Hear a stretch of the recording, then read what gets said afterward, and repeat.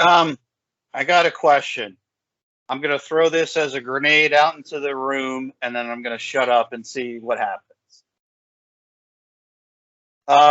Weber, do you think that, yeah, do you think it takes different people, different amounts of time and energy and effort to come to the realization that one, tangibly, they won't be in the military anymore, and that they will no longer be a bomb tech or EOD? And I hate to say it like that, but is it safe to say that for some people it's more on their radar than others? For some people, it might be the other end of the spectrum. What would you say to those things? You're asking pretty much whether someone's going to have a higher ability or lower ability to kind of transition out of that identity. In bomb technician or somebody specifically in the military. I think that that's a good question. I think that everybody's going to obviously react different. Some people are really going to hold on to that identity for the rest of their lives, and they'll never stop talking about it. And other people, like Gerbo, or who want to be lifelong learners, are going to take what they had and everything that they learned along that journey, and then they're going to incorporate it with the person that they want to be. You know, for example, I want to be a lifelong learner, like Gerbo said. So he's going to take that experience that he has, and he's going to move towards being that person. Whereas someone else, they may not really have the same tools or the same desire to let go of that. Like, oh, I was an EOD technician, or I was this, or I was that in the military. And every time you go out and you see them, it's what they talk about, or they want to know your opinions on this or that, or they really just want to continue to tell their story, which is the same story that they continue to tell, that they never let go of. So some people have a problem. Well, I wouldn't say it's a problem. Some people don't want to give it up. They don't want to give it up. That's the person they were, and they're completely okay with hanging on to that, and they may not be ready to move on with it. I had a conversation with someone a few months ago, and ironically, they're EOD tech, and they had served in a different branch, and then they transitioned into the Air Force and then became an EOD tech. And then they're like, okay, I'm done with this. I'm going to move on to the next thing.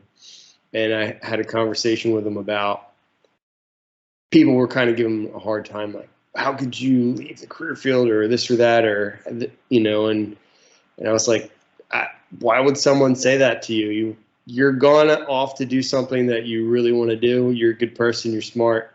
You did great at your position here. You want to move on and do something else. Some people just can't fathom that. I don't understand why. And then, you know, I had a conversation with someone else, ironically, around that same time frame, that had been medically retired when they didn't want to be. And I just called them and asked them, what are they up to? What are you doing?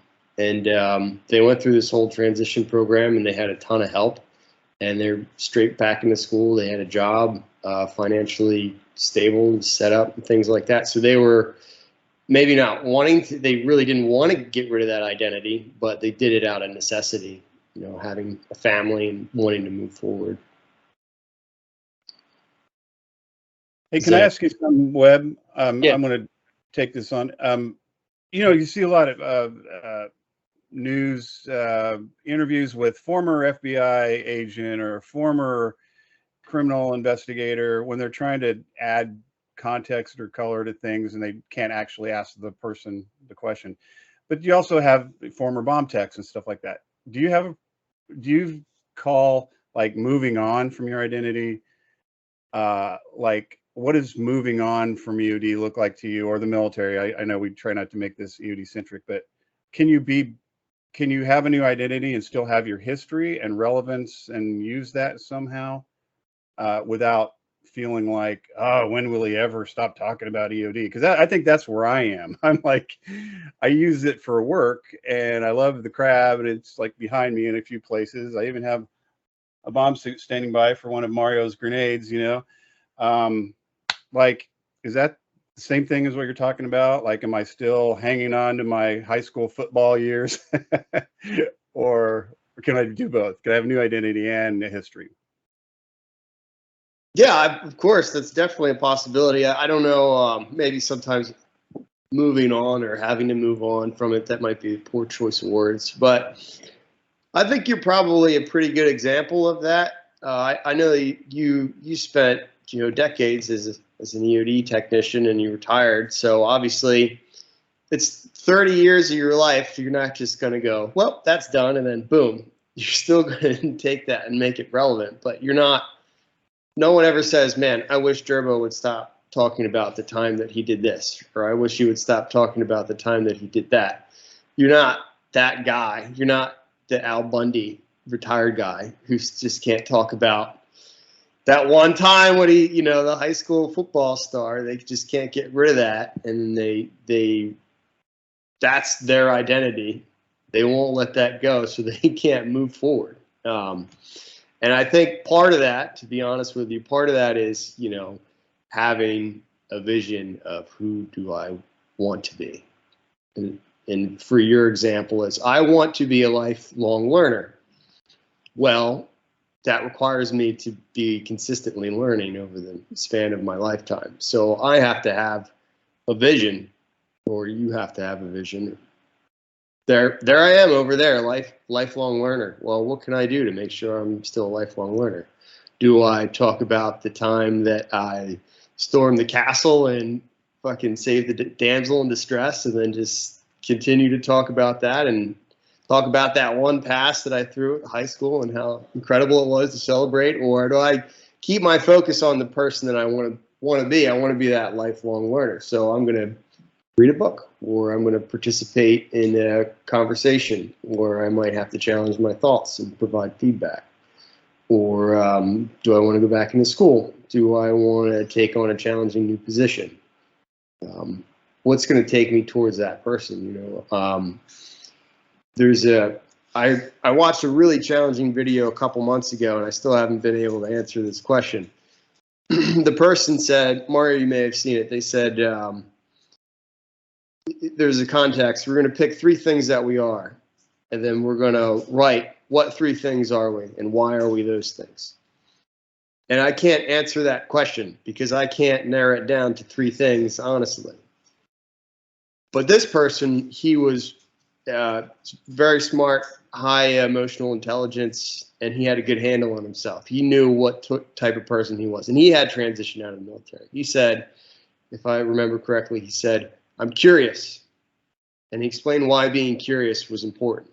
For somebody that wants to be a lifelong learner, curiosity is huge. If you want to know how something works, you want to learn something new, you want to have a better relationship with someone, you have to be curious. Oh, I want to know what he's thinking, or why does he do this? He said, I'm a father. He's a dad, obviously, and if you're a parent, you know why that's important. The other thing he said, which was interesting to me, he said, I'm a good storyteller.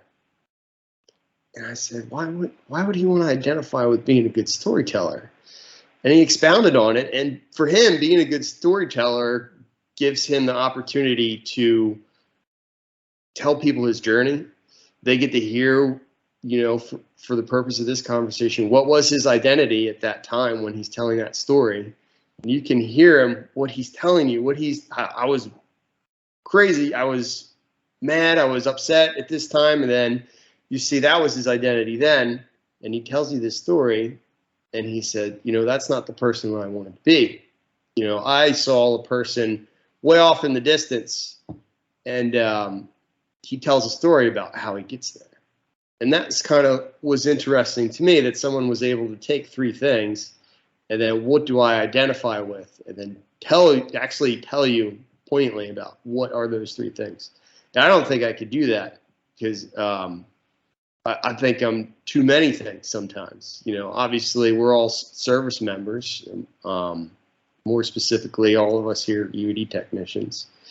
In some way or fashion, we're all family members. We've all are mentoring or have been mentors. We're friends, brothers, cousins, uncles, husbands. What do you identify with? Because one day I might put 100% effort into one of those things, and then the next day I can't barely drag myself up onto my feet to do anything, you know, in that avenue. So I think really, to answer your question, you really need to have a vision of what your identity looks like in the future, or what you want to identify with, so that you can take steps towards that. That way you're not sitting down on the couch, Al Bundy style, talking about how you threw the greatest touchdown pass that, you know, your high school has ever seen.